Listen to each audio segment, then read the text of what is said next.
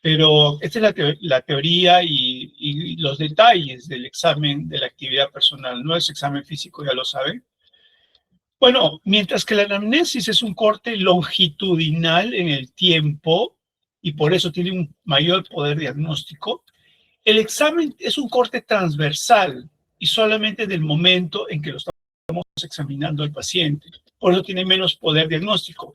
Pero su utilidad principalmente, mientras que la anamnesis me ayuda con la causa del problema, en neurología el examen, y para hacer bien el examen se necesita semiología, me está diciendo dónde está la lesión y el síndrome topográfico.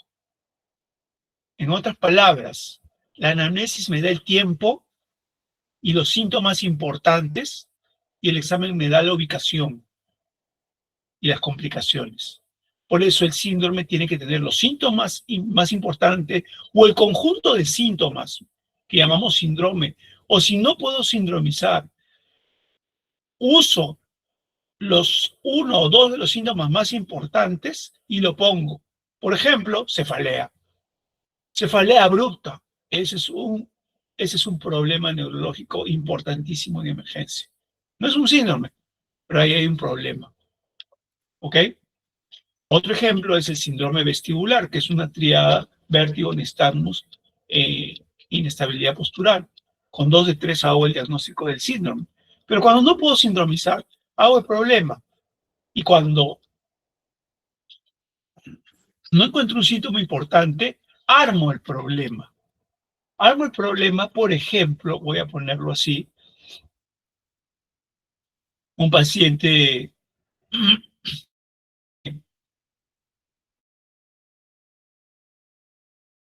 de la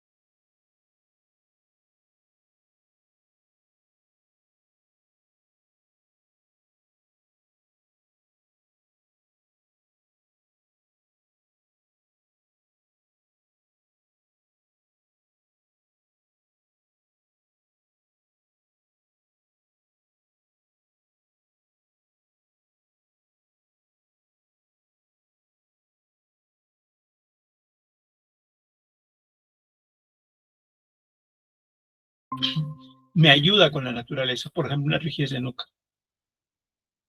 Pero muchas veces no. Bueno, para conocer la causa hay que hacer una buena anamnesis. Pero hay que tener un conocimiento médico teórico previo. Y por eso les voy a dar los síndromes, ¿ok? O problemas. Y conocer en clínica, porque ustedes van a llegar a sindromizar y a problematizar. Y en el curso de clínica van a conocer o se les va a hacer conocer entidades nosológicas para que den etiología. Entonces hay dos diagnósticos, diagnóstico síndrome o problematización del caso y el diagnóstico etiológico probable y el diagnóstico diferencial. Entonces yo tengo que tener un conocimiento médico teórico previo. Además, ustedes tienen que en estos momentos saber cómo se examina, cómo se hace la anamnesis y los síndromes. Eso es lo que tienen que eh, enfocarse. El conocimiento de la historia del paciente, o sea, anamnesis, correcta definición del problema clínico, o sea, lo que van a hacer ahora o van a practicar, logrados con los dos previos, o sea, sindromizar. Y bueno, como dije en la mañana, prácticamente las manifestaciones de la actividad nerviosa, todas van a originarse en el psiquismo. No hay ninguna, prácticamente. Hay algunas que casi no, pero prácticamente todas tienen una influencia psíquica. No existe algo que no sea, no nazca del psiquismo.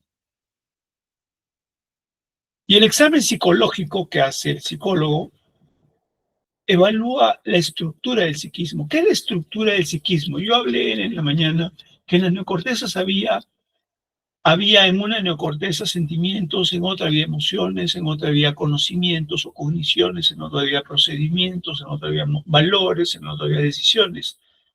Esas cogniciones, esos valores, esos sentimientos, esas emociones son la estructura del psiquismo. Es lo que está escrito, digamos, en una computadora, que yo encuentro de escrituras de imágenes. Pero el neurólogo, además, ve el procesamiento de esa información. O sea, con qué velocidad se da, si es completa o no, como vieron que hice con su compañero al evaluarle la atención y la concentración. No me estoy concentrando en qué cosa piensa él, qué sería, qué sentimientos tiene, qué emociones tiene, pero el neurólogo tiene que saberlo porque eso influye en el examen.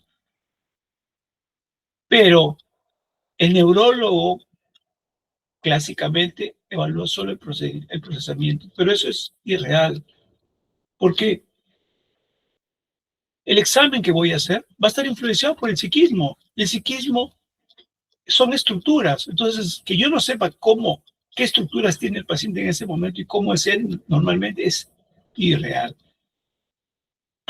El examen comienza, como bien me dijeron en la mañana, antes que empiece la anamnesis, desde que lo percibo el paciente. Durante la anamnesis ya estamos examinando. Y tenemos que tener un orden, que ya se los he dictado hace un momento, para no pasar detalles, ordenar nuestro trabajo y acostumbrarnos, más aún en la fase de formación. ¿Cuáles son los procedimientos? El más importante es la inspección. Sin embargo, usamos la conversación. ¿Vieron cómo inicié el examen de su compañero que estaba despierto con una conversación mientras le estaba mirando los ojos? La conversación y la inspección en neurología es por donde se empieza el examen. La palpación, percusión, auscultación también la hace el neurólogo, pero como parte final. Más hace maniobras, test, mediciones, y de los signos neurológicos o de los test neurológicos o signos neurológicos, no es necesario, como les dije, conocer todo como reflejo plantar, todas las maniobras ni los sucedáneos, no pierdan tiempo con eso, solo con lo más importante, y lo más importante se los acabo de enseñar y cómo se interpreta. Y ese examen deben ustedes, para dominarlo, aplicarlo a todos los pacientes. Incluso si un paciente viene por dolor de cabeza, yo le hago el examen completo. ¿Por qué? Porque al hacer el examen completo, me voy a ir acostumbrando a saber cómo es la fuerza, cómo es el tono. Voy a sacar praxia. Y cuando vea algo anormal, me voy a dar cuenta en un instante de la normalidad. ¿Ok? Y como dijo hace un momento, el desempeño del examen, o sea, el desempeño que el paciente tenga, el desempeño es la actividad objetiva definida cognitivamente, está influenciado por las emociones, por ideas, por intenciones. Si el paciente tiene una intención de engaño, se va a notar. Por eso hay que saber también rápidamente en el examen la estructura de sus sentimientos, o sea, qué sentimientos, qué emociones, qué ideas, aunque el paciente nos esté engañando o intente engañarnos, operaciones, posturas, todos esos sentimientos, emociones los vamos a ver en los gestos, operaciones y posturas. No podemos ver los sentimientos, ojo, pero sí podemos ver gestos, operaciones y posturas, que son la traducción de sus emociones, la traducción de sus decisiones, ¿ok? Las instrucciones deben ser claras, pausadas, cortas. No hay que estar repitiendo ni dar instrucciones muy largas. Hay que tratar de evitar repetir, porque el paciente puede ofuscarse, molestarse. Si yo me demoro mucho, por eso tengo que ser rápido, dirigido. Y les he enseñado el examen a hacerlo rápido, con, con, pocos, con pocos comandos, para que no fastidien al paciente, porque el paciente se aburre también. Bueno, el instrumental básico que debería tener es un otoftalmoscopio para aprender cómo se hace un fondo de ojo. Si no, cuando sean médicos no van a saber cómo se hace un fondo de ojo. Y ustedes dirán, yo voy a ser ginecólogo, ¿para qué quiero eso? Bueno, es posible. Voy a ser, qué sé yo, patólogo. Bueno, reumatólogo, ni siquiera eso. Una linterna, ¿sí? Si no con la luz del celular, el estetoscopio infantable, un tensiómetro también, copos de algodón, idealmente, alfileres, pero no son fáciles de cargar. Yo uso astillas de bajalenguas. El diapasón sí es importante tenerlo. El martillo de reflejos como el que ya les he mencionado y lápiz y papel. Bueno, el examen somático y visceral es algo que es lo que ya han hecho ustedes en todo el curso que están haciendo de introducción a la medicina, ¿ok? Es más que nada el aspecto estructural del cuerpo, de pies a cabeza, ¿ok? Pero esa estructura está influenciada por el psiquismo. Así que realmente estoy hablando también el psiquismo ahí. Entonces, el acceso a esto es la superficie corporal y la actuación de la persona. Y siempre se comienza con el examen del estado general. Y todos los libros se comienza con el aspecto. ¿Cuál es el aspecto general del paciente? ¿Quién me explica? Me han hecho bastante clases con médicos internistas, han hecho medicina interna. ¿Quién me dice que es el aspecto general del paciente? Porque dicen buen estado general, regular estado general, mal estado general, ¿verdad? Y entonces, ¿qué cosa es eso? Porque eso es lo mínimo que medicina interna deberían haber aprendido ya. Y ese es el ABC. ¿Quién me dice? ¿O no se los han dicho? Bueno, sería...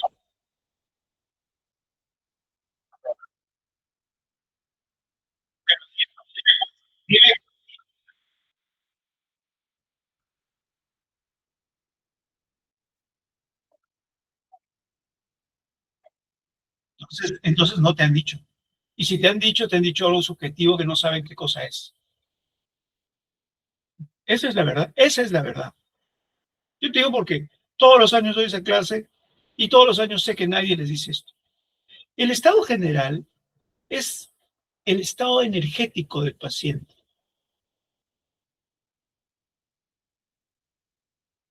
El estado energético se luce a través de la mirada y de la postura corporal. De ahí sale. Cuando una persona está con energía, hasta la piel brilla. Cuando vas bajando tu energía hasta ponerte grave, o sea, antes de morir, tu estado general decae y tu postura también. Realmente es el estado energético. Y el estado energético ustedes lo pueden observar fácilmente. Me hago un niño, comparen con un anciano, y ahí van a ver la diferencia de lo que están viendo. Es el estado energético. ¿Y por qué dicen que está anciano? Porque tiene menos energía. O es igual la energía que pueden ver en la mirada, en sus movimientos. En cada poro de la piel aparece eso. Entonces, es el estado energético. ¿Algún libro de medicina lo dice? No lo dice ningún libro de medicina. ¿Y de dónde se me ocurre a mí? ¿Estoy loco? Bueno, eso es medicina oriental. No es medicina occidental. La medicina occidental no está descrito eso. Y es como tú dices, subjetivo. O sea, no saben lo que están diciendo. Cada uno te va a decir lo que le parece, pero es el estado energético. Por eso, la energía cuando comienza a decaer, uno enferma. Y cuando ya estás por morir, está casi en cero, una pila. Por eso está de mal estado general. ¿Sí? Ese es el estado energético. Alguien dirá, no, si está sucio, si está desnutrido, es estado de nutrición, es otra cosa. Bueno, ya sobre las estructuras, por ejemplo, en la cabeza, el neurólogo tiene cosas específicas que evaluar. Voy a dar ejemplos para que lean todo esto, porque si no la clase me demoraría mucho. Yo necesito explicarles las cosas más importantes. Por ejemplo, en cabeza, ¿qué es lo que tengo que ver? La forma. En los niños pueden haber tumores y la cabeza, la forma de la cabeza deformarse. Con una persona adulta puedo tenerlo yo que es medio cabezón o demasiado deformada la cabeza, entonces pienso que ha habido una alteración en su niñez, por lo menos, y que puede que la mantenga o ya no. El tamaño, la proporción entre el cráneo y la cara. ¿Y qué hacemos nosotros? Palpamos, percutimos la cabeza, palpamos las áreas temporales para buscar arteritis temporal, palpamos la zona de los senos paranasales para buscar sinusitis, palpamos los músculos de la cara y las arterias para buscar dolor. Hacemos que masque el bajalenguas entre sus muelas y sus dientes para ver si le está doliendo y eso es causa de un dolor facial o cefalea. También auscultamos el cráneo. En la cara también vemos todo eso, especialmente en la zona de los senos maxilares y orbiculares, donde buscamos edema. Soplos. Y palpamos todos los puntos de la cara para ver si hay dolor, sobre todo buscando odontalgias, sinusitis, dolores de la órbita o oculares, como es acá en los ojos. En las fosas nasales buscamos secreciones nasales, básicamente, sanguinolentas, transparentes. En los oídos también buscamos secreciones, pero jalamos el oído para ver si hay algún problema de pabellón auricular hacia arriba, presionamos el trago para ver si hay alguna infección, observamos la concha que tenemos en el pabellón auricular para ver si hay vesículas herpéticas por un síndrome que se llama el Framstein-Hahn.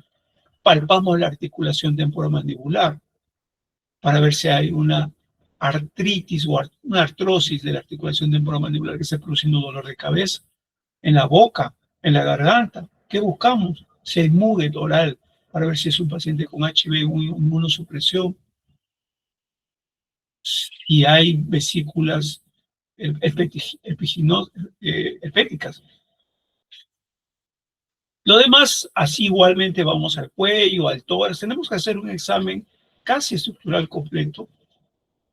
No me voy a detener en esto para que ustedes lo lean, pero eso es lo que hacemos. Vamos a la parte que nos importa, el examen de la actividad personal propiamente dicho, como separándolo de la estructura. Luego de la anamnesis, no hay mejor procedimiento al examen actual. La alteración de la actividad consciente se va a reflejar en el examen, ¿ok? Y nos va a indicar que hay una alteración que comienza en el psiquismo, usualmente. Primero se hace globalmente y después se hace focalmente, la conciencia. Entonces ustedes empiezan normalmente con lúcido, orientado en tiempo, espacio y persona y listo. O sea, se contentan con eso y ya no fastidien. No, eso no vale. Y no van a pasar el examen si piensan así o creen que eso está bien. O grado 15, atroz, 1000 veces peor. Luego que la síntesis o el análisis de la suficiencia global cerebral o la evaluación global cerebral haya sido completa y correcta, pasamos al análisis de la conciencia. Cuando hablan de las funciones superiores, como dice el sílabus que hay que hacer en esta clase, de frente se van a esto, al análisis. No saben ni siquiera que hay que evaluar la síntesis. Cuando alguien hace un test psicométrico, hace de frente el análisis, no hace la síntesis. Por eso yo sé que los psicólogos que hacen esto paran errados, ¿ok? No se puede sacar conclusiones en el análisis si antes no se hace la síntesis, porque ya les hablé de unos síndromes que hay en la evaluación de alteración global de la conciencia. Ya les hablé de síndrome confusional, del síndrome delirante, del síndrome demencial, subcortical.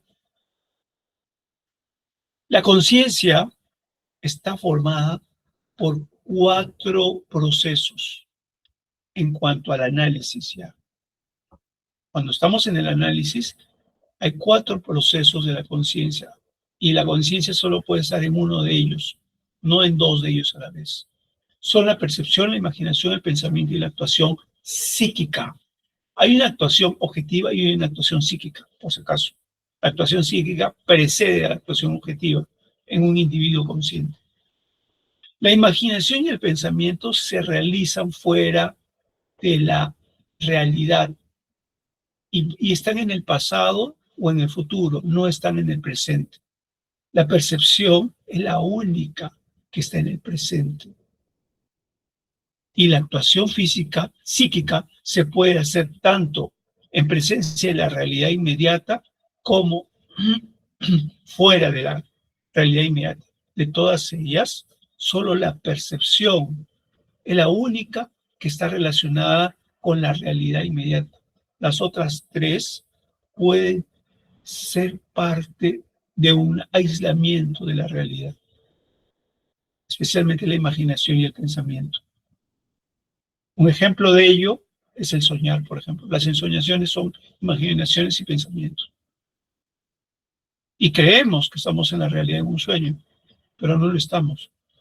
Entonces, la realidad realmente no existe. Van a ver por qué.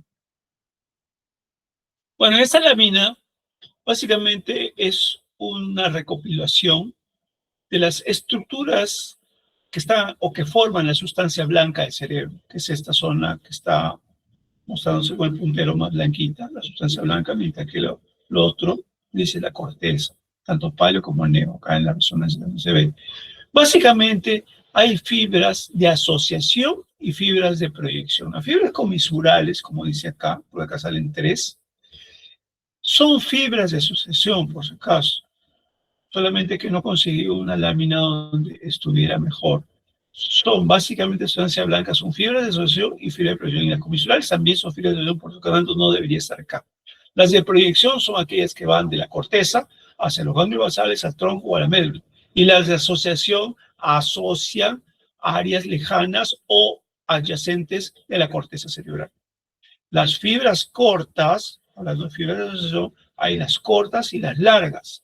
Las cortas son las llamadas arcuatas o nu, como está acá, y asocian áreas adyacentes de la corteza y son responsables de la actividad focal de la conciencia. Pero antes de que yo evalúe la actividad focal, primero tengo que evaluar la actividad global.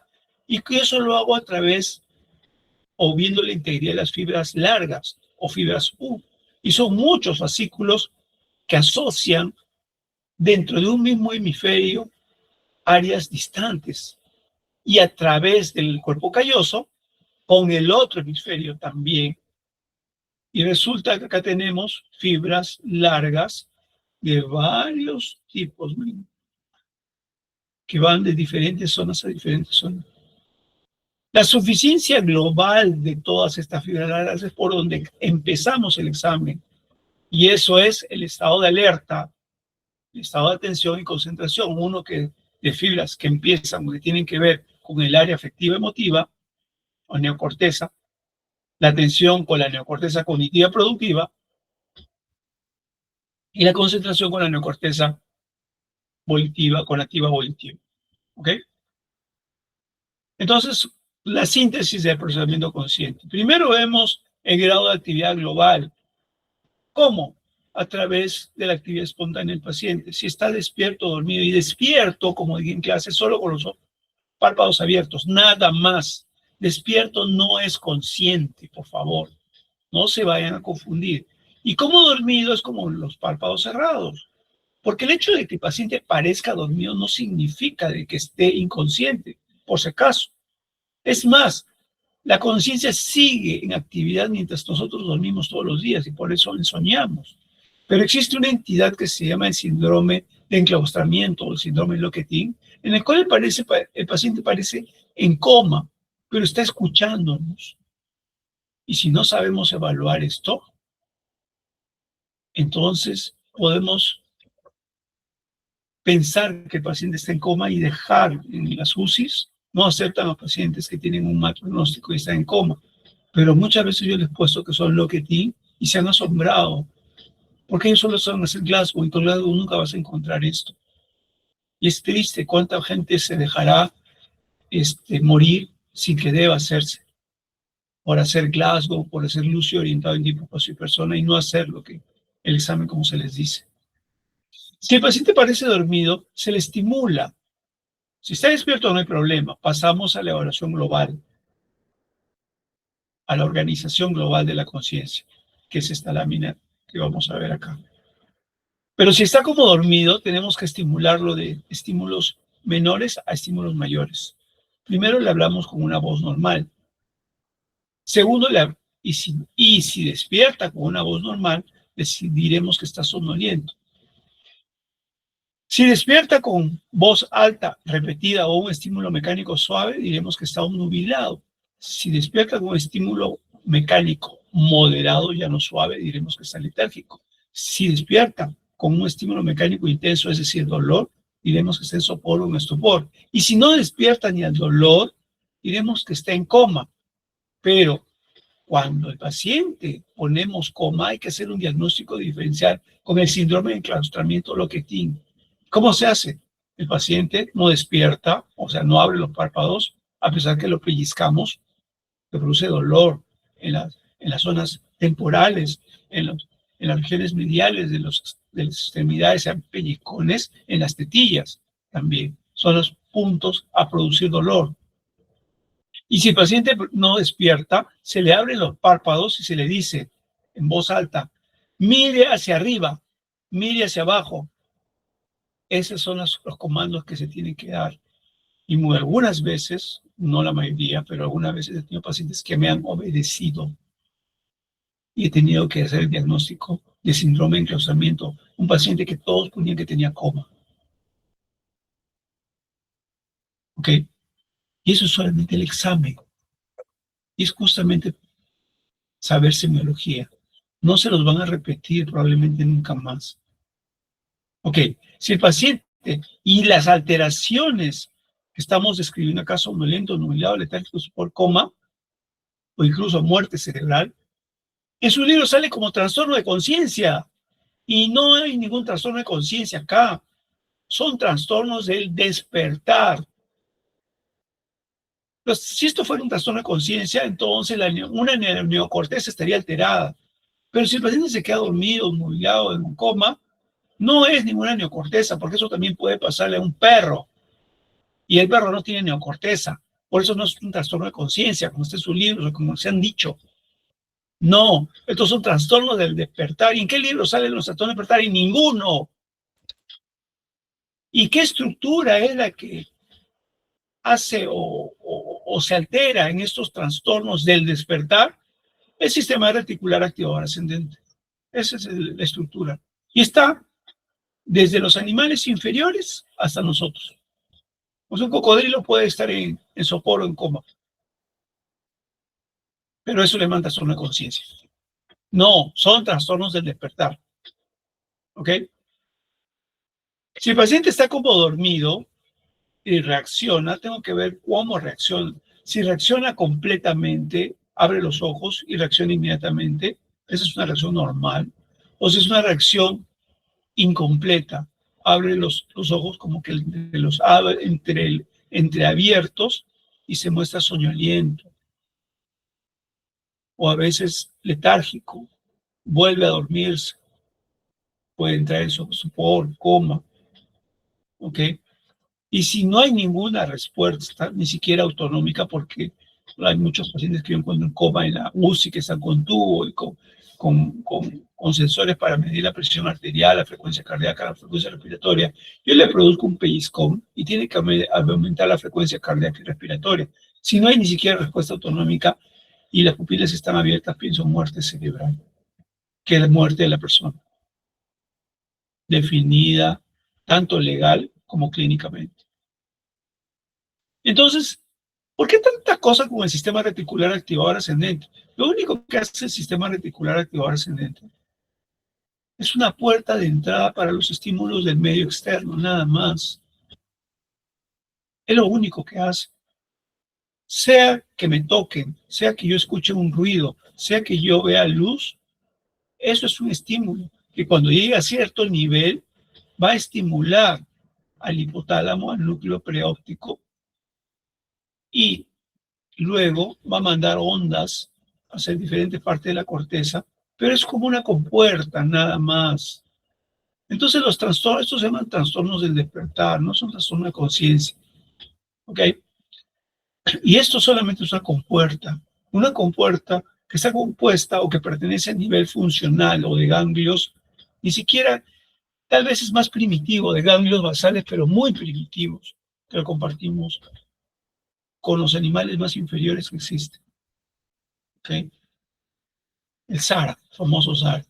Y en base a eso está hecho el Glasgow. Entonces el Glasgow no es ninguna escala de la conciencia. Lo único que tiene escala de conciencia es dar la respuesta verbal. Pero hasta eso está mal hecho. Entonces, mal harían en estar usando Glasgow o diciendo Lucio orientado en tiempo, espacio y persona, porque esta evaluación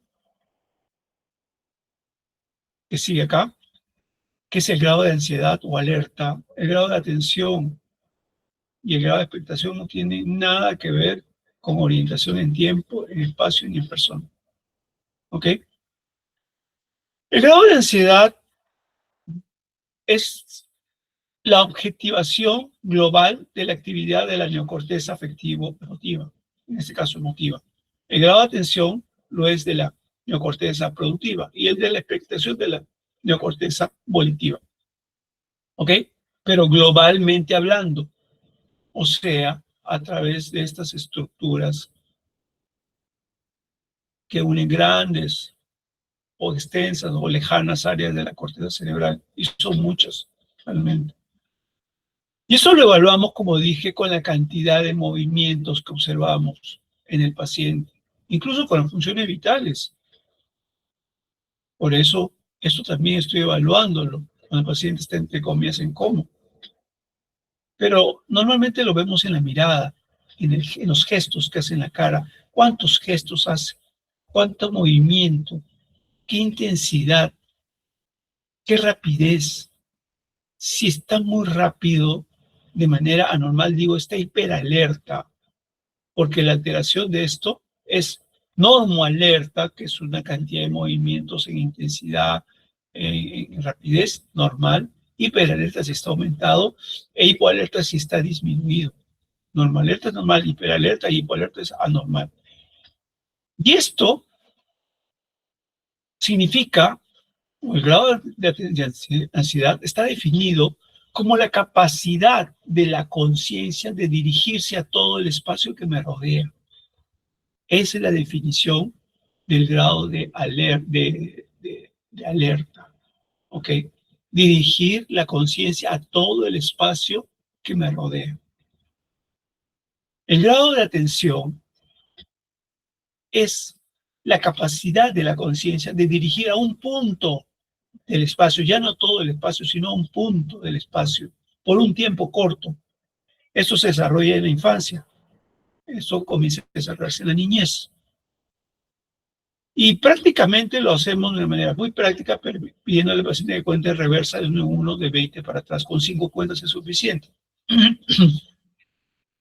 Pero el problema viene si el paciente está fásico, el paciente no puede hablar, o es un quechua hablante. Entonces, comienzo a hablarle y veo cómo me mira. Es la mirada, la clave cuando no puedo el lenguaje hacer esta cuenta. Y la mirada es más importante. ¿Ok? Y la expectación, la definición de expectación es la misma que la atención. Es la capacidad de dirigir la conciencia, toda la conciencia, a un punto del espacio, pero por un tiempo mayor. ¿Cuánto es ese tiempo? Si la atención me puede durar segundos a minutos, esto me puede durar horas. ¿Ok? Y se pide que haga la cuenta de 3 en 3, de 100, de 7 en 7 para atrás, según, claro, el nivel de escolaridad que tenga el paciente. Yo he evaluado a chinos que hablan chino y obviamente no les podía hacer una cuenta, pero comenzaba a hablarle y hacerle gestos con la mano y se me quedaba mirando todo el rato y le hacía gestos como si estuviera hablando con un mudo y me entendía a través de los gestos y hacía las cosas que yo le pedía que haga. Y me daba cuenta y me quedaba mirando todo el rato como cuando juegan charada. ¿Se han jugado charada alguna vez o saben cómo se juega charada, no?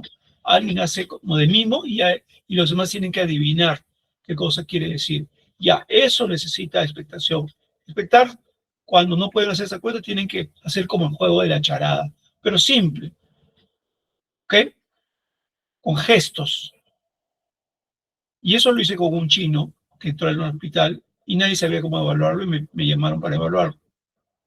Y les expliqué cómo se hacía, porque los asistentes que estaban viendo ese paciente no les explicaban los pacientes desesperados me llamaron para ver cómo se hacía.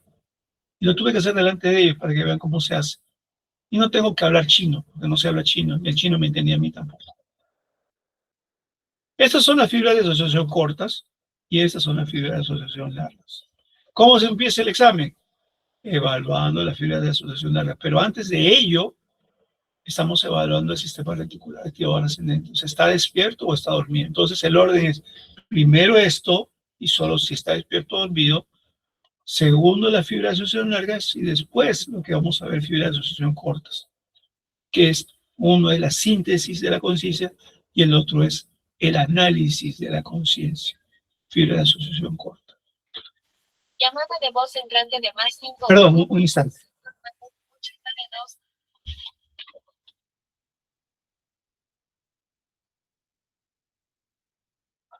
¿Sí?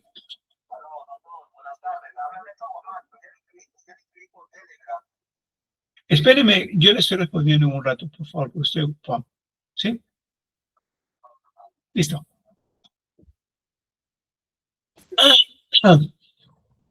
Entonces, eso se integra entre sí y con los ganglios basales a través de la fibra de proyección. Luego de eso vimos el grado de comunicación. Y ya le dijimos que hay 4 cosas que hay que ver ahí, hay que evaluar. Si comprende cómo fluye su habla, cómo fluye el habla. Es decir, cuál es la capacidad de procedimientos para fluir normalmente las frases, oraciones. ¿Cuál es la entonación que se llama prosodia a la hora que él habla? ¿Cuál es el grado de firmeza que tiene el paciente a la hora de decir, eso es el grado de decisión con la cual y confianza que tiene una persona al hablar. La claridad, el grado de articulación, se puede articular adecuadamente y de forma clara sus palabras. Eso es lo que evaluamos.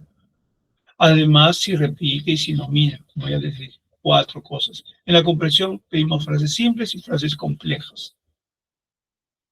Bueno, en cuanto a la estructura de la conciencia, rápidamente, no me quiero detener mucho, ya dije que la estructura es conocer los sentimientos del paciente, los sentimientos predominantes durante el examen, que son las disposiciones afectivas, ¿ok?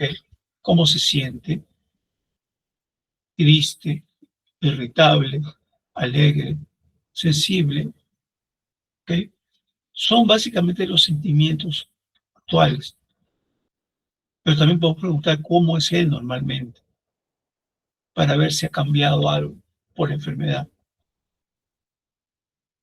Las aptitudes cognitivas son imágenes, conceptos que tiene el paciente en su conciencia. Y tenemos que ver si hay lógica en ellos, o si alguno de ellos es forzado o reiterativo. Preocupaciones, ideas, imágenes que se le vienen al paciente, a veces forzadas, como en un esquizofrénico, y lógicas, que le llamamos delusiones. Incluso ideas de que está viendo cosas que no existen, alucinaciones, y ahí nace el síndrome psicótico.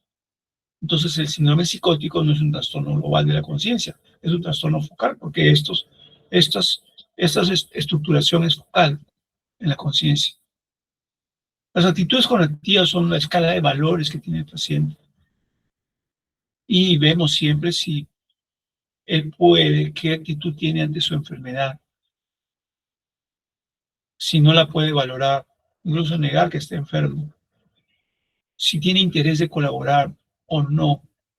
Si se muestra suspicaz, es muy frecuente que los pacientes se muestren suspicaz o medio torpe, aturdido, como tonto.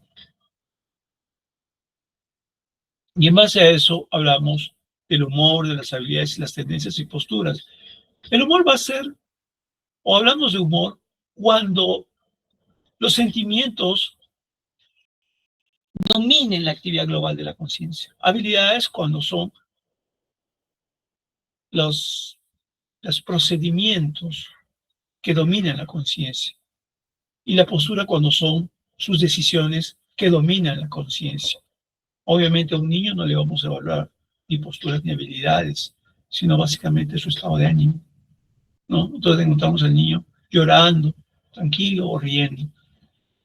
Ya a un niño mayorcito encontramos que tiene algunas habilidades.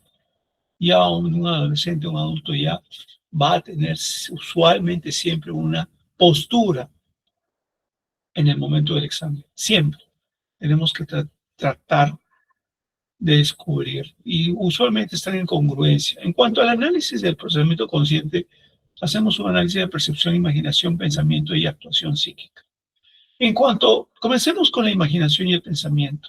En la imaginación, lo que hay es el pasado o el futuro. Nunca está el presente. Si cierran sus ojos, van y se echan en su cama, pueden quedarse dormidos si están muy cansados, pero si no, van a imaginar y a pensar, o pensar. Que la imaginación es un plano de la conciencia, y la conciencia les dije que es producto de la integración de la preconciencia, o sea, neocórtex, con la inconsciencia, paracórtex. ¿Ok?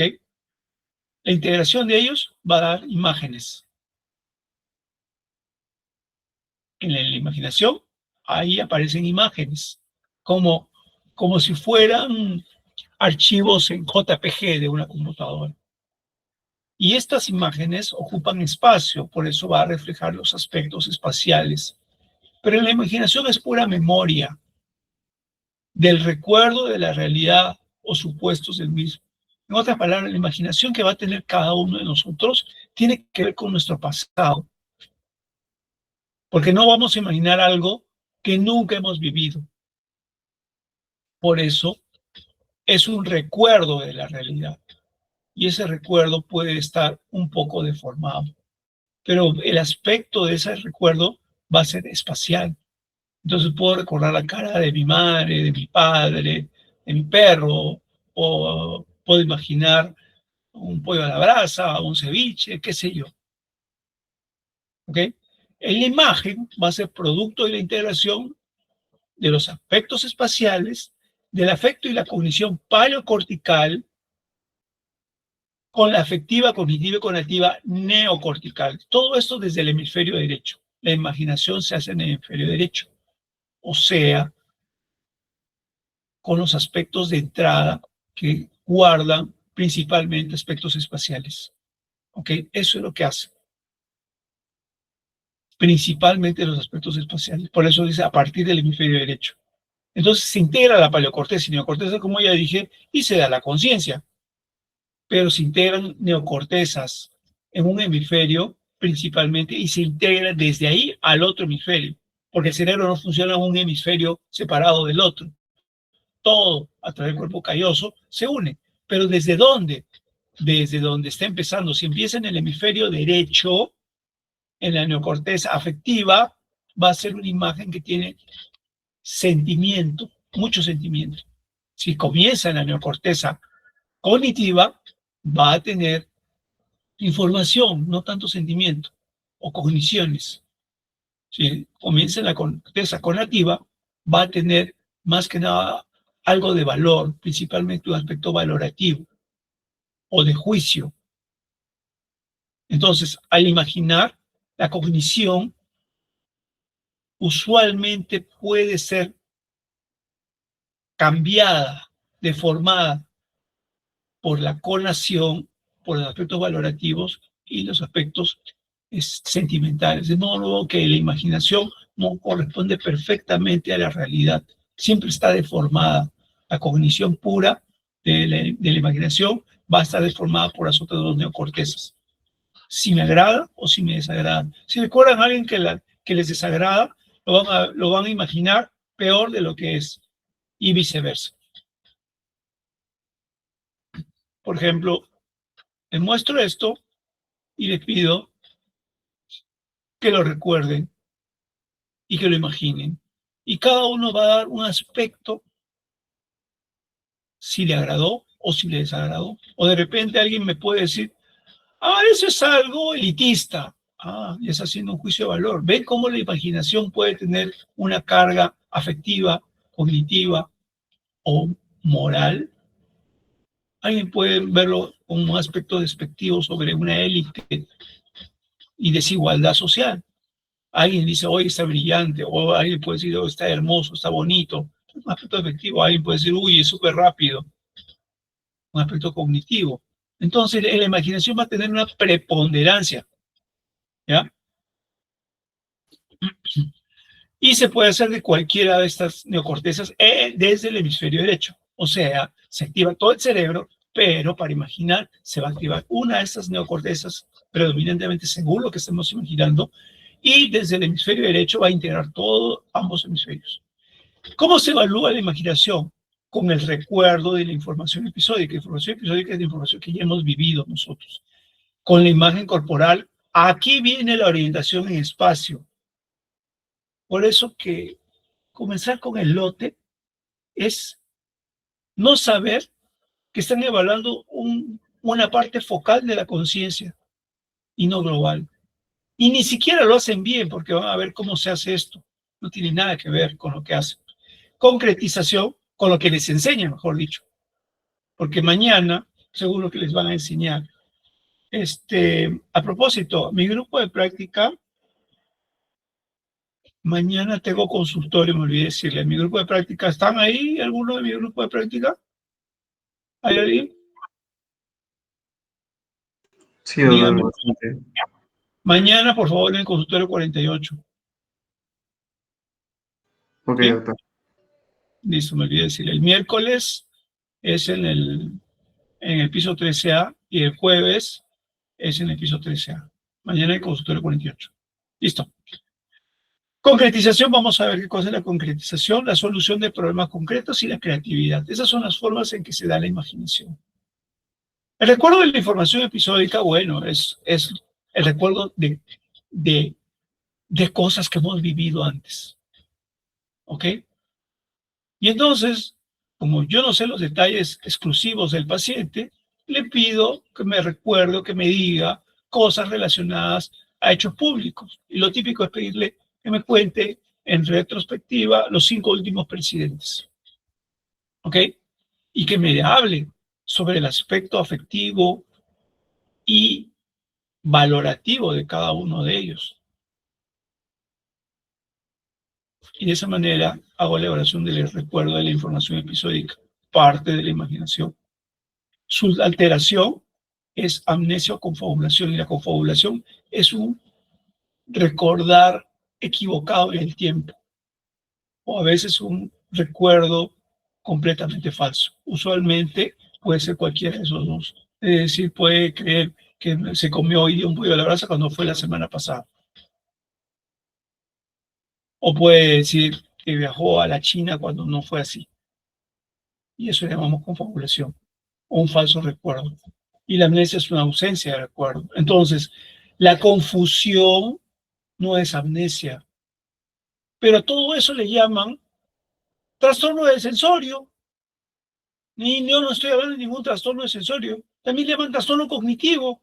Y yo no estoy hablando nada de cognitivo, exclusivamente porque no puede existir la cognición aislada. Todo está mezclado, todo está unido. El cerebro no funciona como un pedazo por solo, como cuando dicen trastorno cognitivo, todos los días. La otra forma es la imagen o el recuerdo, o el recuerdo de la imagen corporal. Cada uno de nosotros tiene un recuerdo en su mente de cómo es su cuerpo. Hay una representación psíquica espacial de nuestro cuerpo y de cada parte, incluso en qué posición está, si nos estamos a gustos o no estamos a gustos con eso. Y ahí vienen enfermedades como la anorexia nerviosa, que creo que la saben, ¿no? O la bulimia. Son mujeres que se ven gordas a pesar de que inclusive están flacas y pueden morir. Y ha habido personas famosas que les ha pasado eso y han muerto por ello. Uno de ellos, el que más sabe, más conocido es Michael Jackson, ¿no? Bueno, no murió por eso, pero se volvió de negro a blanco, ¿no? Entonces, obviamente tenía un aspecto afectivo hacia su imagen corporal que no le agradaba. Por ella nos vamos a sentir, nos sentimos bien o mal con nuestro cuerpo. Sabemos cómo es nuestro cuerpo y le damos un valor y nos damos un valor. O nos infravaloramos porque de repente somos serranos, como dicen despectivamente, o nos sobrevaloramos porque somos pitucos, como dicen coloquialmente. ¿Ok? Aunque todos somos iguales, pero la realidad es esa, la que estoy diciendo. La gente no se cree igual. Infravalora o valora demasiado por lo que aparenta, nada más. Es triste, pero es la realidad. Bueno, y también por ella evaluamos no solamente nuestra imagen corporal, sino nuestro estado de salud, nuestra integridad corporal. Ustedes saben que hay un paciente ahorita en el piso 13A que un lado de su cuerpo está paralizado y no se da cuenta de ello. Ya lo vemos el día miércoles, chicos, me hacen recordar para mostrarles ese caso. ¿Ya? Entonces tenemos que preguntar cómo se siente consigo mismo. ¿Se aprecia? ¿Se menosprecia? ¿Se valora?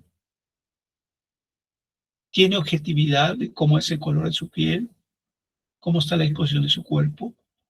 Y la parte afectada, porque nosotros vamos a ver pacientes, y esto lo hacemos en pacientes que tienen muchas veces partes dañadas del cuerpo. La alteración es asomatognosia. La somatognosia es no reconocer una parte del cuerpo como sí misma. O sea, le muestro su brazo izquierdo y no sabe que es su mano. Puede decir, es una mano. ¿Y de quién? No sé. La nosognosia. Le muestro su mano izquierda porque es una afección que esto afecta el hemisferio izquierdo, no el hemisferio derecho, porque es un trastorno focal en la región parietal derecha y como es cruzado, se nota en el hemisferio izquierdo. La nosognósia es el problema que tiene el paciente que tenemos hospitalizado, en la que le digo, le hablo por su mano izquierda y me dice, está bien cuando está paralizado. Eso es la nosognósia. La nosodaforia es alguien que sabe que está dañado su cuerpo, pero simplemente no tiene ningún juicio de valor. No le interesa. Es como si fuera, eh, como que no le importara un comino, que supiera que ese es su cuerpo y que está paralizado. La orientación espacial.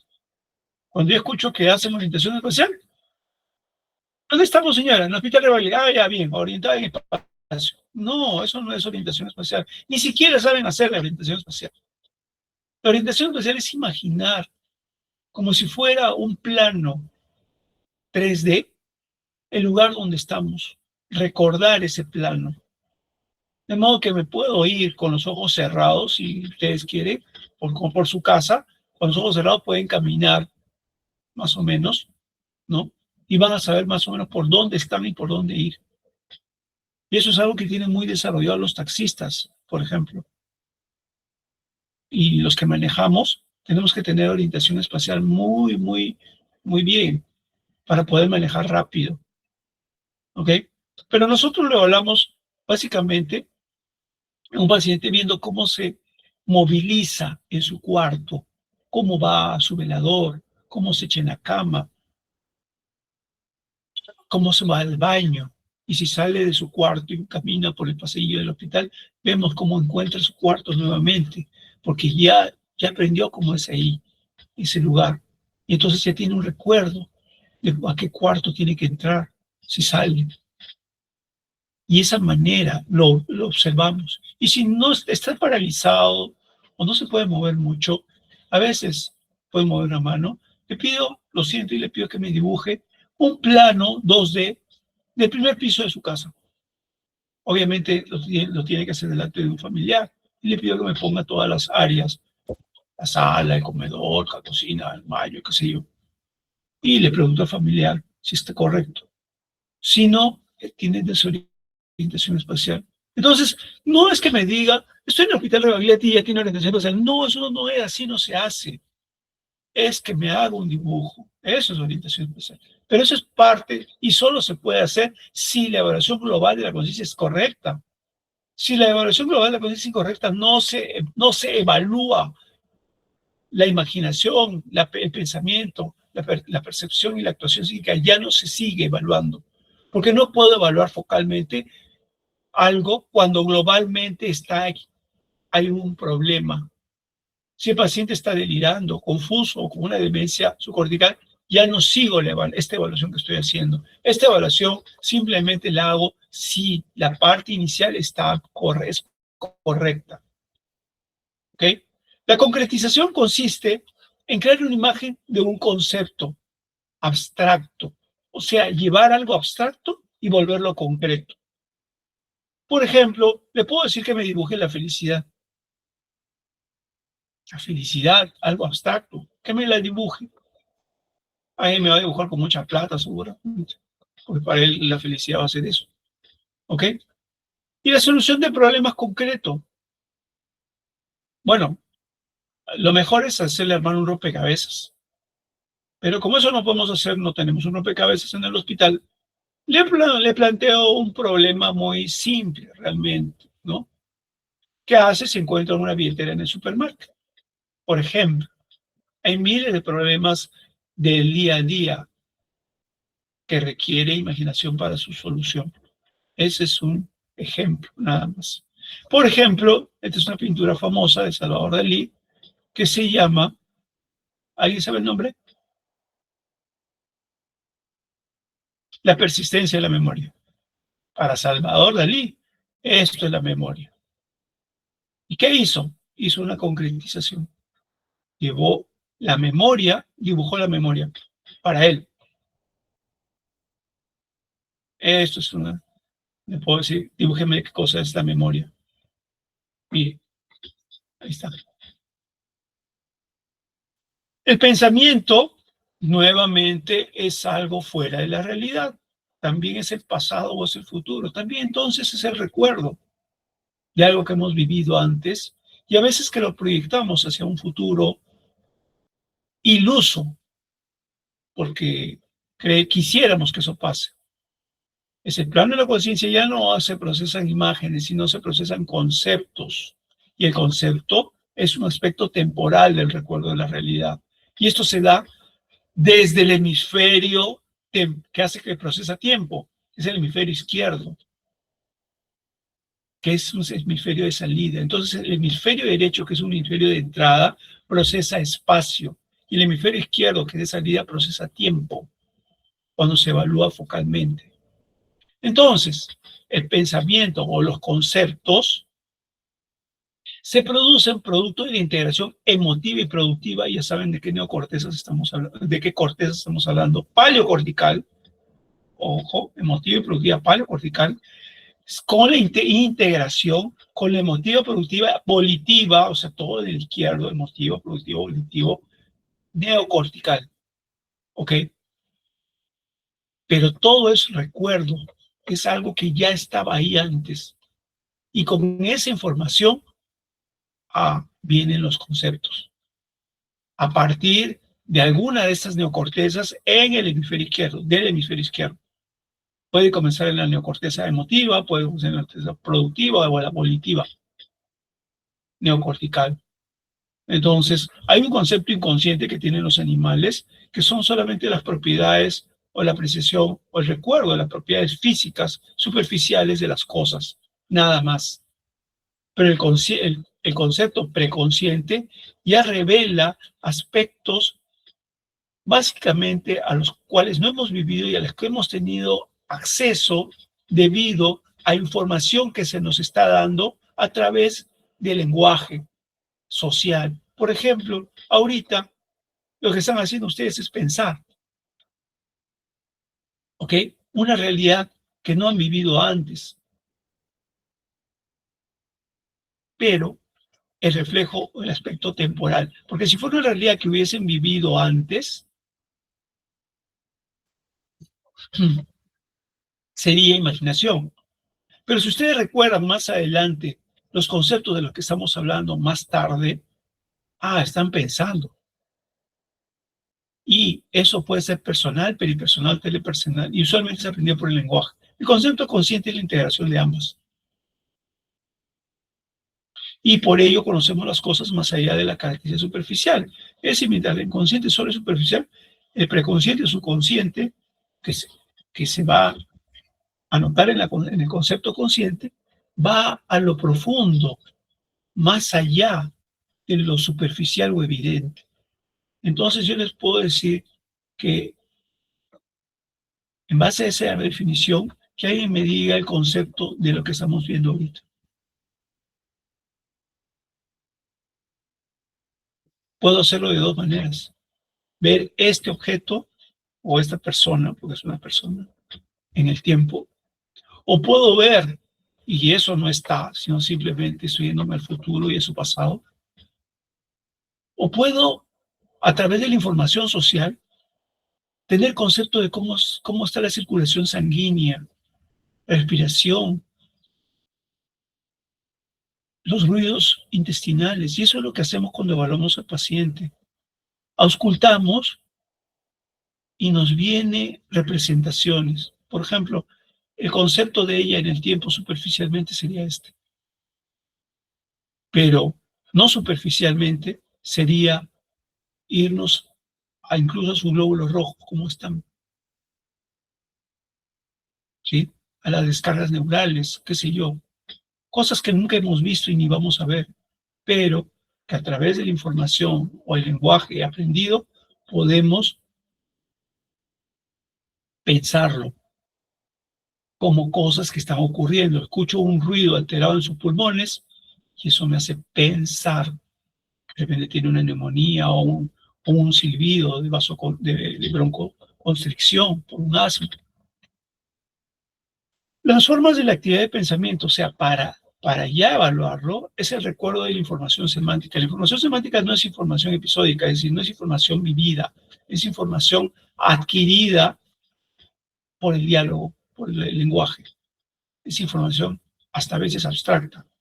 El concepto del cuerpo es la información social que nos han dado de nuestro cuerpo.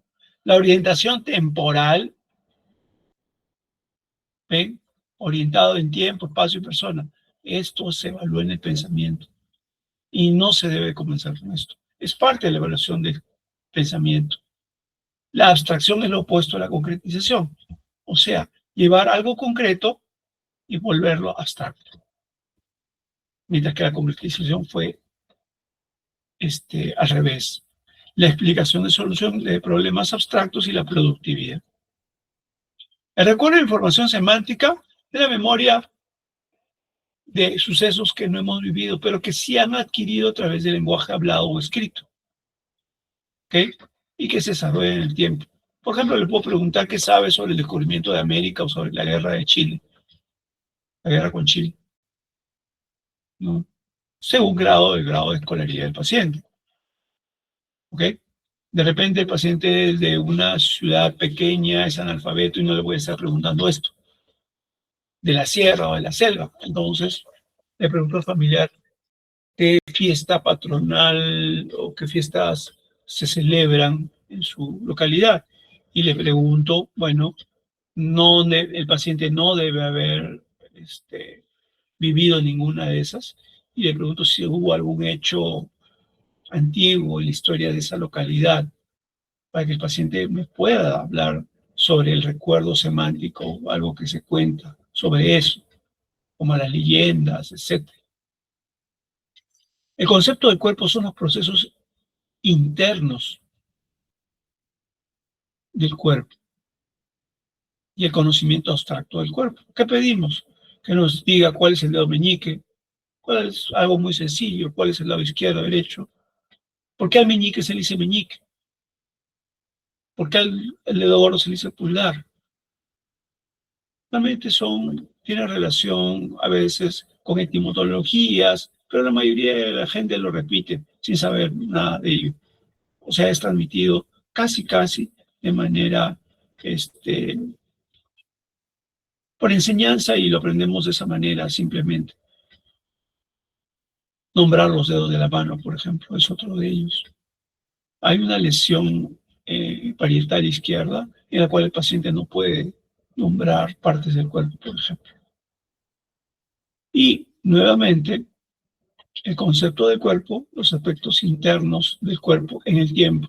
Acá tenemos un concepto del cuerpo en el tiempo, no de los aspectos internos. Los aspectos internos es lo otro, lo que les dije, como repitiéndolo el ejemplo anterior. Orientación en tiempo.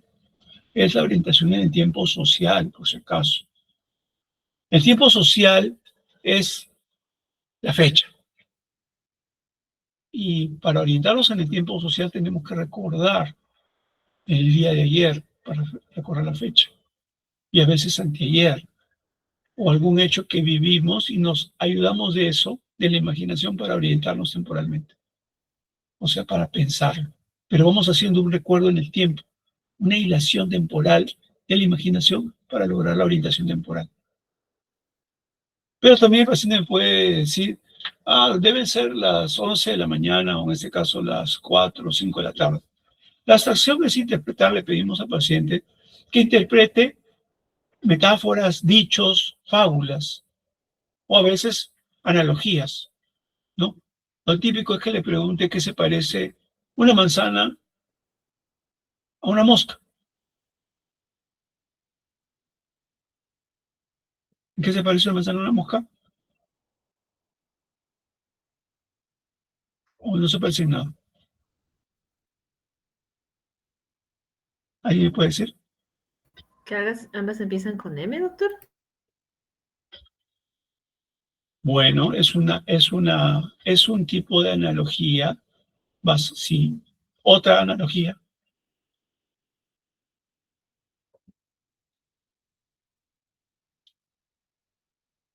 ¿No?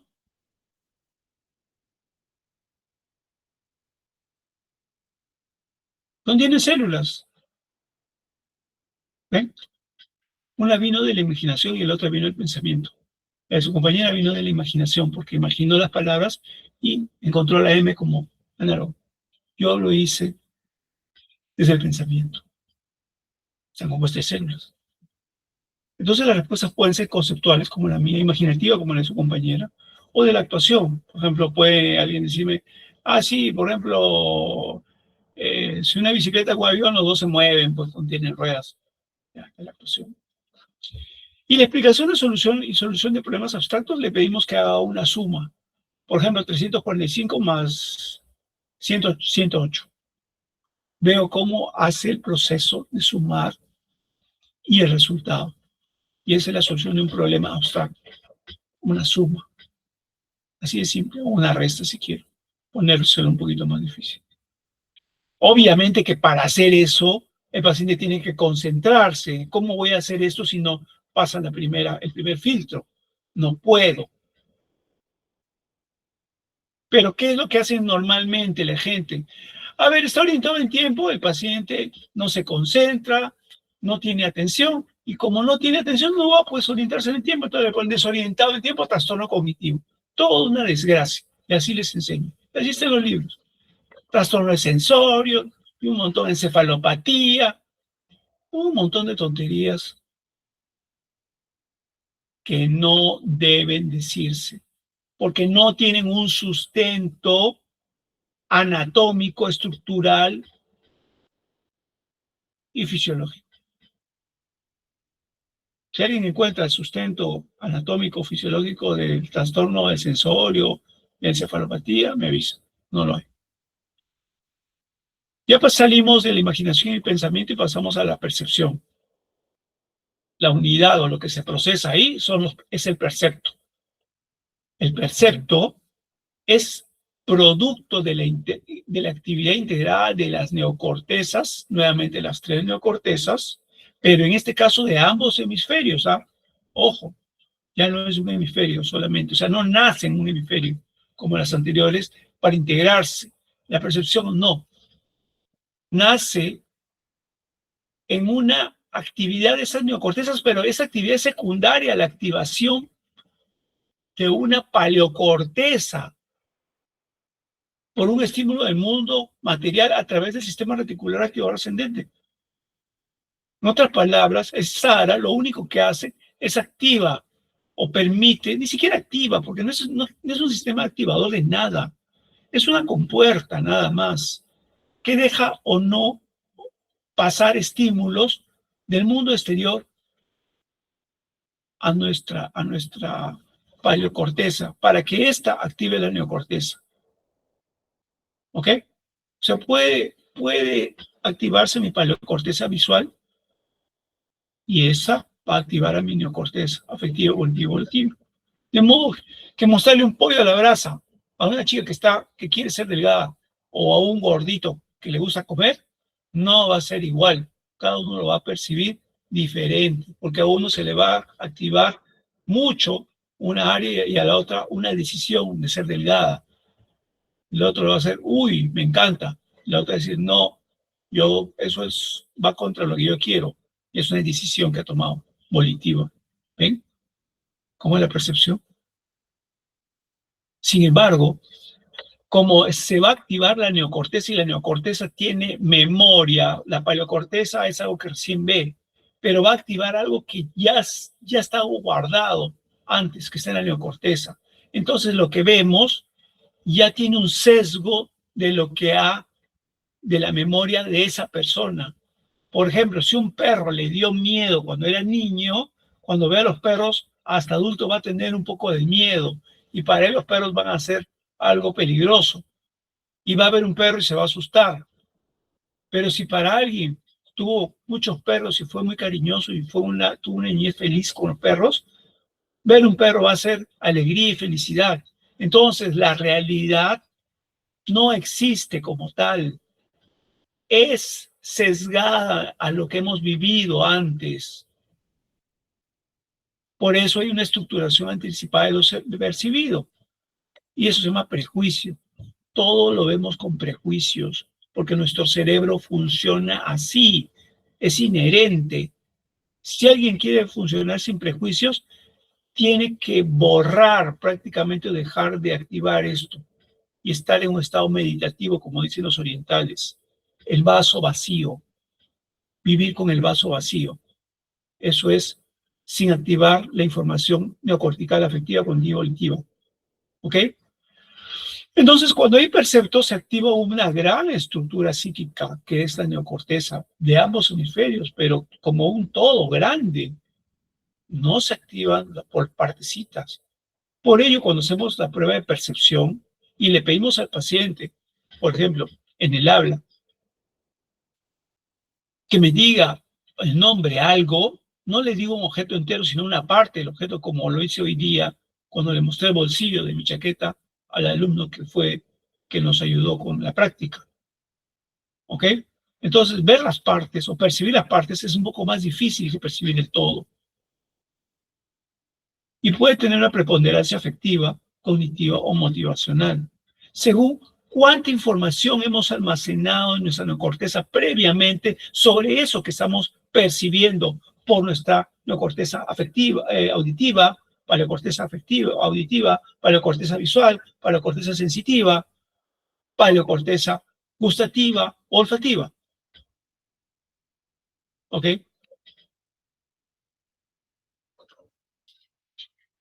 Ok. La imaginación y el pensamiento lo van a modificar al punto de no percibir la realidad.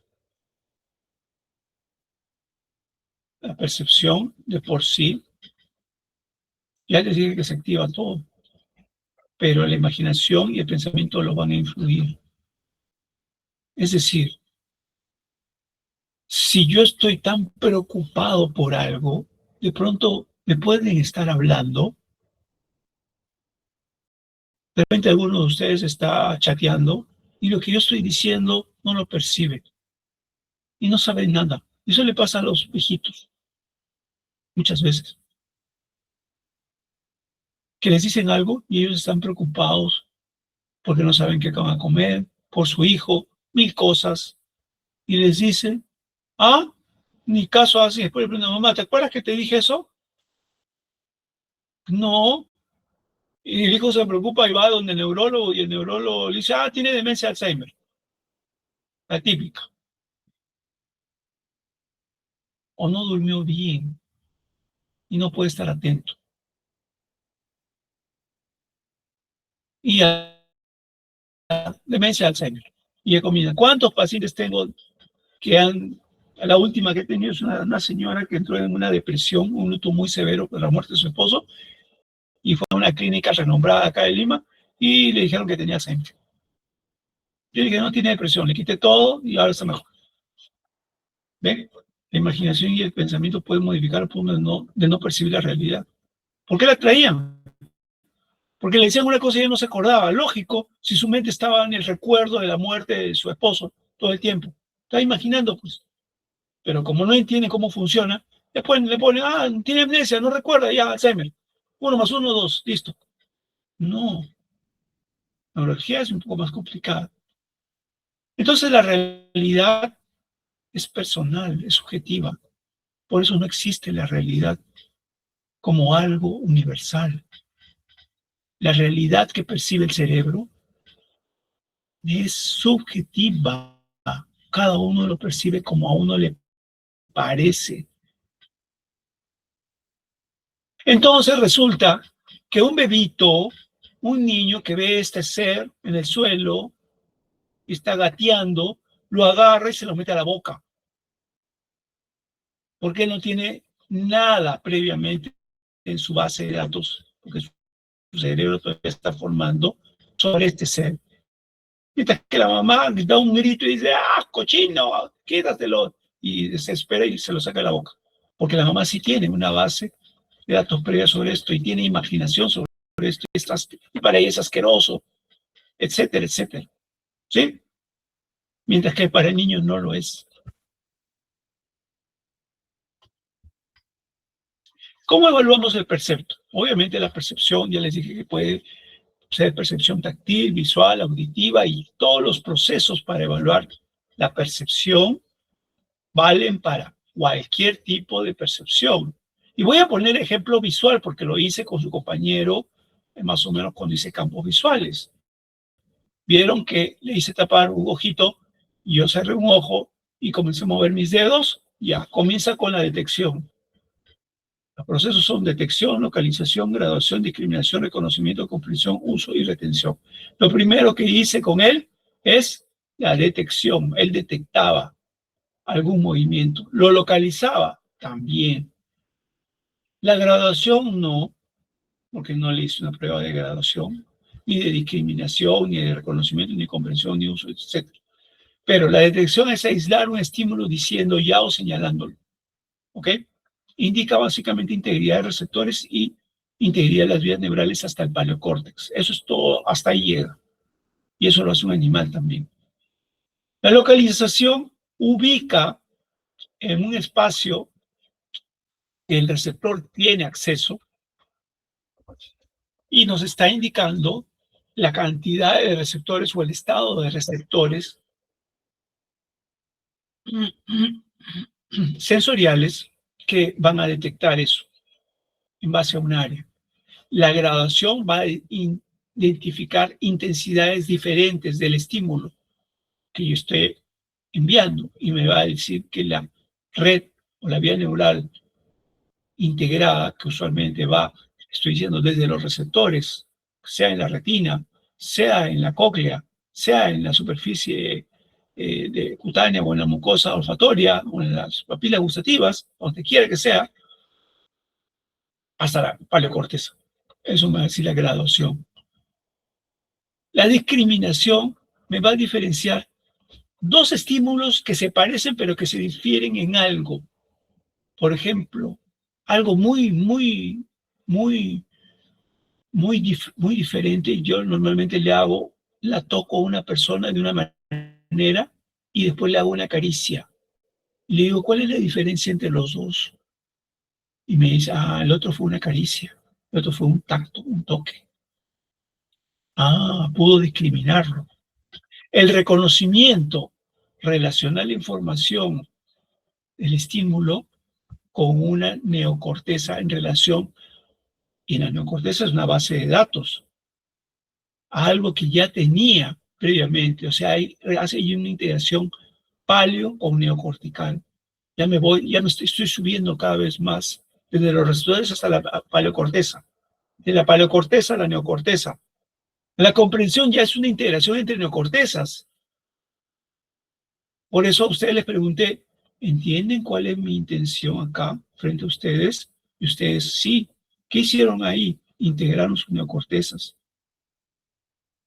El uso, en ese caso cuando es visual, integra la percepción con la actuación objetiva o la actuación psíquica a través de la imaginación y el pensamiento, y eso son praxias. Toda praxia nace en una percepción. Ahí nace. Pero es la integración.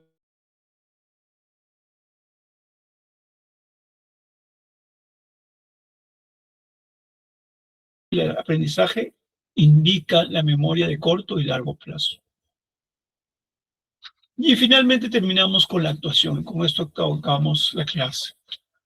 Bueno, en cuanto a la actuación, vamos a hablar una parte porque la siguiente clase es, sobre esto, pero desde otro punto de vista. Miren, en la neurología, el movimiento o actuación, y ojo que hay dos actuaciones, la actuación psíquica y la actuación objetiva. La actuación psíquica precede a la actuación objetiva, por si acaso. ¿Ok?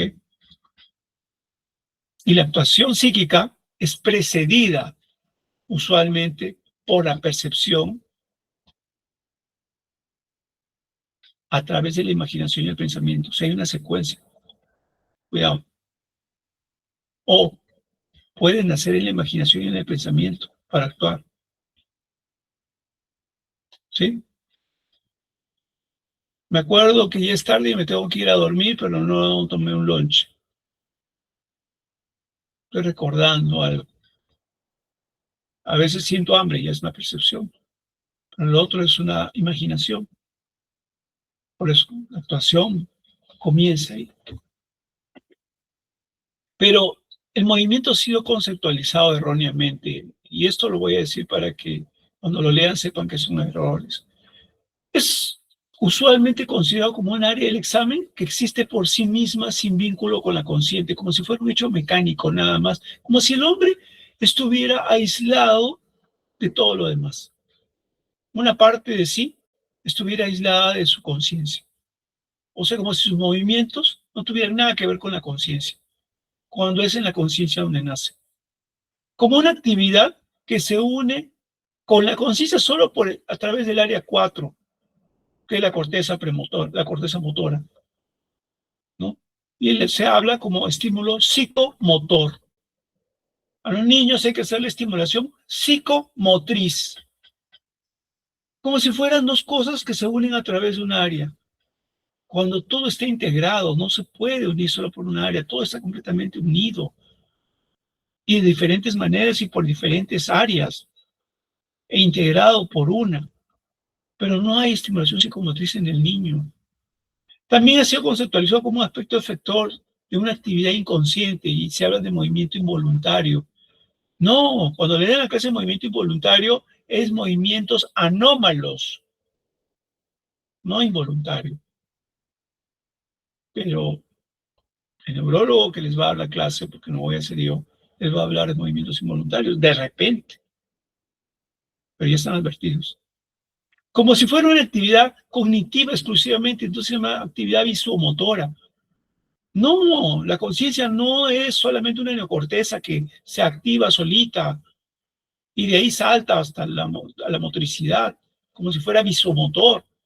No, es una secuencia que nace en la imaginación y el pensamiento, previamente con percepción o sin percepción, y de ahí va una actuación psíquica y una actuación objetiva. O sea, es una secuencia que está toda unida por fibras de asociación cortas. Entonces, la actuación es un hecho mecánico, pero es la actuación objetiva, pero que se origina en la información psíquica, en la actuación psíquica, y es la expresión objetiva de la conciencia. ¿De qué? De la imaginación, el pensamiento y la actuación psíquica. De eso es la expresión objetiva, o de la percepción en muchos casos.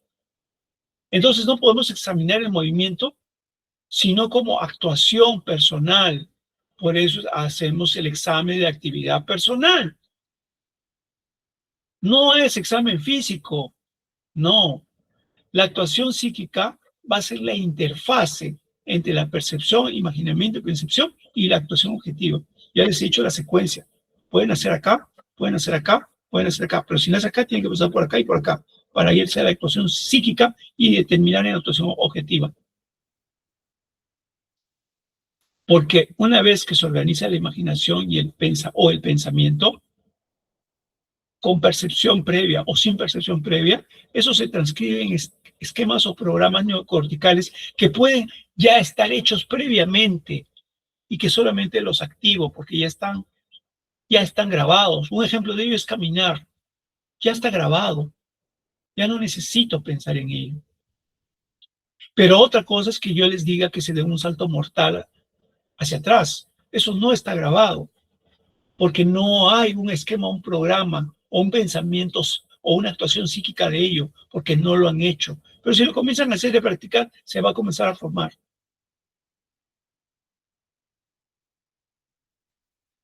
Entonces comienza con un psiquismo neocortical, la actuación pasa a un psiquismo paleocortical, que es el área motora,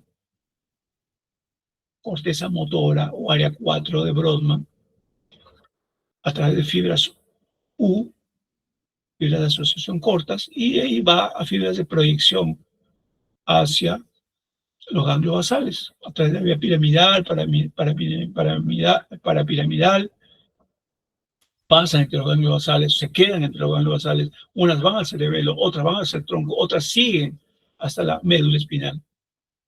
Y culminan en gestos, operaciones y posturas que son las operaciones, actuación objetiva que vemos, con sus unidades elementales.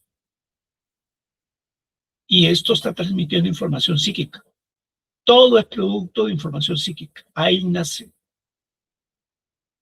De modo, quien que evalúe esta área no está evaluando la cognición, ni el área, ni una área motora, está evaluando la conciencia.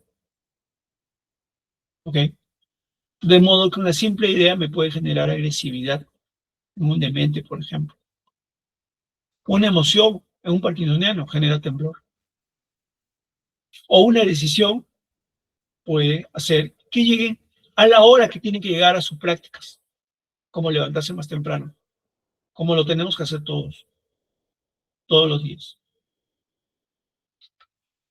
Entonces, la actuación efectiva o actuación objetiva va a tener una preponderancia emocional. Por ejemplo, en su casa, la actuación de ustedes tiene una preponderancia emocional y eso llamamos, allá tienen un comportamiento, porque es la preponderancia. Claro que tienen un desempeño y una conducta, por supuesto, pero tienen una preponderancia emocional. Puede tener una preponderancia productiva a la hora que están dando un examen, o puede tener una preponderancia productiva y volitiva a la hora que están sentados frente a mí escuchando un caso clínico a la hora que estamos pasando visita. O simplemente están imaginando porque están chateando o están recordando otra cosa, están en la luna de Paita y no prestan atención a lo que el profesor les está diciendo y así no entienden nada y así es como sus notas bajan a cero o bajan mucho. Eso depende del desarrollo de la conciencia de cada individuo y la situación que tiene enfrente, por supuesto. Porque si de pronto me están asaltando, va a haber una preponderancia emocional de repente, ¿no?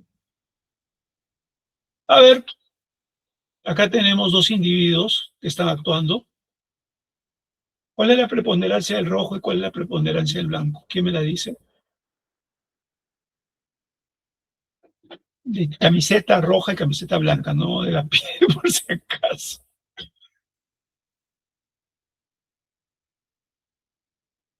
¿Alguien quiere decirlo? Bueno, el de rojo tiene una preponderancia emocional, agresiva. El blanco pide su cara, está observando y tiene un autocontrol. Está listo para reaccionar, pero no hay una expresión emocional. Está como frío, pero percibiendo. Y su preponderancia y su conducta es básicamente volitiva, porque no se deja arrastrar por la emoción del de rojo. ¿Ok? Y eso me está indicando el grado de desarrollo de cada una de estas personas. Este es un ser probablemente más inferior, más emocional. Este es un ser más desarrollado. Porque ya les dije cómo se desarrolla la conciencia y cómo normalmente debe ser. Y lo normal es eso es a lo que se diría normal. Por eso los borrachos, los fumones, los vagos, etcétera, son seres que no han desarrollado normalmente. Entonces, acá tenemos ya el sistema funcional en el comportamiento. El comportamiento ya saben que comienza en la neocorteza afectiva y emotiva, que se llama paralímbica. Eso no les dije en la clase. Paralímbica porque se ha hablado del límbico. ¿Y cuál es el sistema? El paleocórtex límbico es el cíngulo anterior, cíngulo posterior y corteza perihipocámbica, eso sí les dije. Y neocórtex paralímbico es el neocórtex que está al ladito de ahí, que les dije en la clase. Pero me olvidé decirles que era paralímbico. De ahí va a los núcleos, desde la neocorteza, pero la corteza va a ir a ganglios basales, como la amígdala, el hipotálamo, el paleocerebelo. De ahí va por fibras de proyección, que son las de Schutz, y todo es emocional, a la central de la calota, a los núcleos facial, trigeminal y motores viscerales del bulbo, es decir, que esos serán los núcleos emocionales, a la columna intermedio lateral y a la musculatura lisa de los órganos. Entonces, toda esta es la cadena del comportamiento. ¿Ok? Que se manifiestan en gestos de expresión emocional y motilidad visceral. De ahí viene el colon irritable, mucha emoción. Luego lo que conocieron gastroenterología, hablaron del colon irritable. Este es el sistema funcional del desempeño, y funcional me refiero solamente a vías. Nacen en el neocórtex, parieto temporo occipital del lado izquierdo, ¿ok?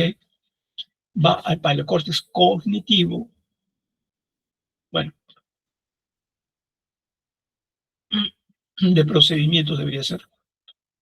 En el área motora primaria, al neoestriado, al neocerebelo, a los núcleos talámicos intercalados, y ya no por la enlace Shu, sino por la vía piramidal y extrapiramidal o parapiramidal, al núcleo somático del tronco. ¿Cuáles son? Todos los otros núcleos que no he mencionado en su momento. A la columna, al asta anterior, al asta posterior médula espinal, para terminar, bueno, si esa actuación es al asta anterior, para terminar en la musculatura estriada de todo el cuerpo, no menos del corazón. Y el de la conducta es muy simple, porque simplemente comienza en el neocórtex prefrontal y se integra con las neocortezas productivas y emotivas, o sea, del área, de las áreas que se formaron previamente en el desarrollo humano por redes transcorticales y fascículos de asociación larga. Nada más es lo que hace. Y a través de ellas controla todas estas dos vías grandes y todo el cuerpo.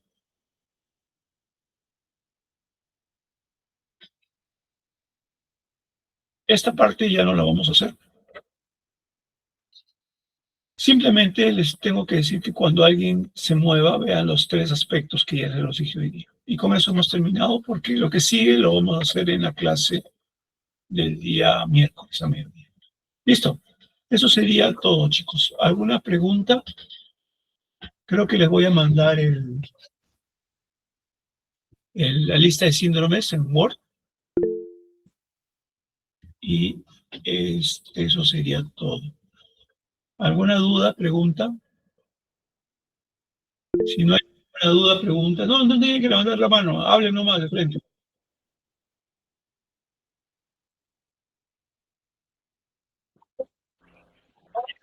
Pregunten.